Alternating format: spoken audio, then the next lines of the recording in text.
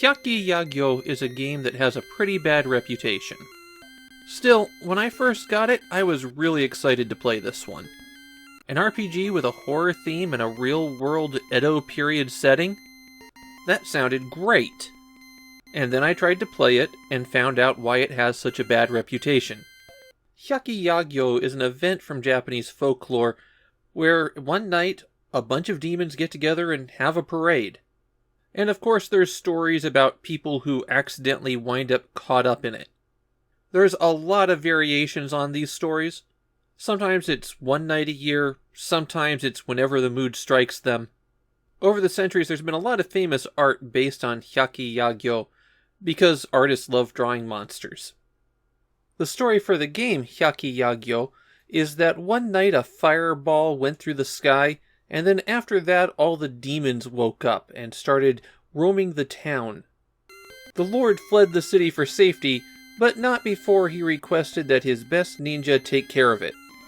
And so you'll walk around the city, fight demons, stick your nose into various places, until eventually you stumble onto the things that will let you end the game.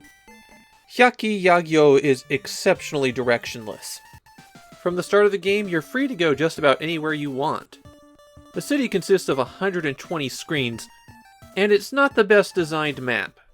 There are plenty of places where you can walk off the edge, and then bounce back because there isn't any place where you can stand on the next screen. The outskirts of the town are forest, and it's very difficult to tell what you can walk on and what you can't. The demons appear on the screen as you're walking around, and running into them initiates a fight. The combat system will seem very familiar if you've ever played an 8-bit RPG. You've got fight, skills, items, run.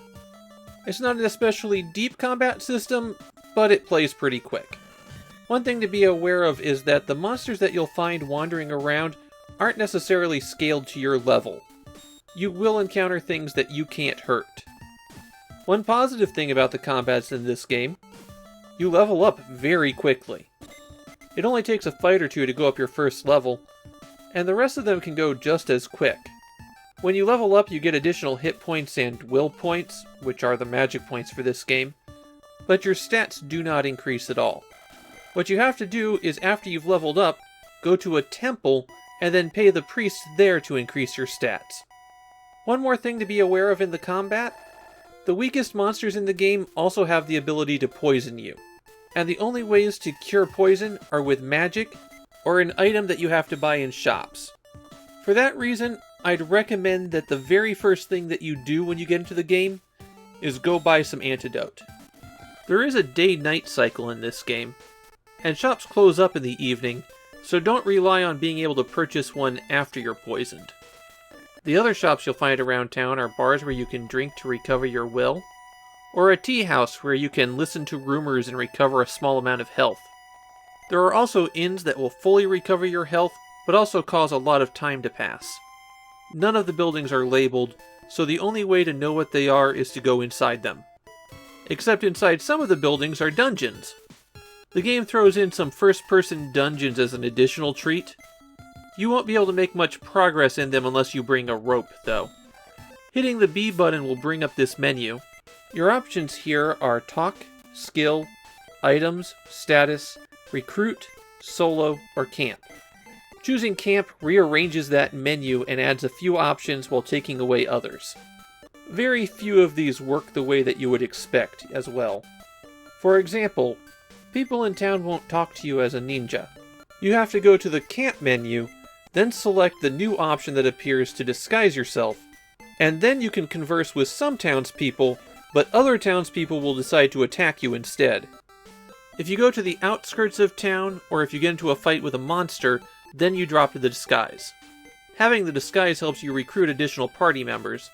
They appear wandering the city in the evening. All of the potential companions are much weaker than you, and you really don't need them to beat the game.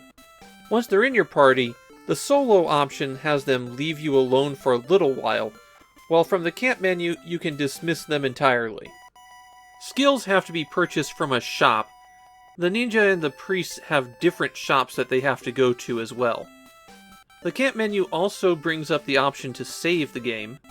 Hyakki Yagyou has a battery save, but only one save slot.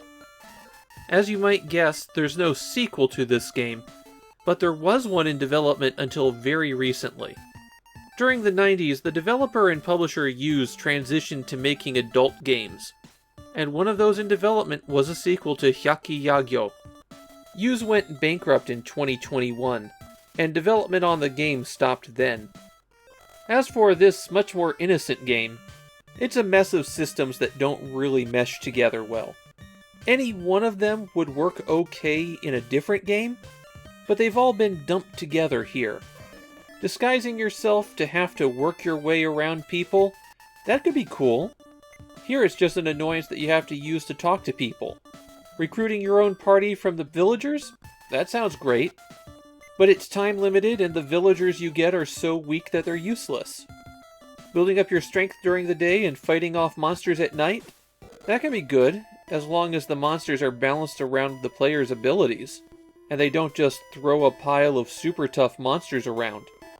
Hyakki Yagyou is not the worst RPG we've seen on the Famicom. Not by a long shot. But I think it might be the most wasted potential.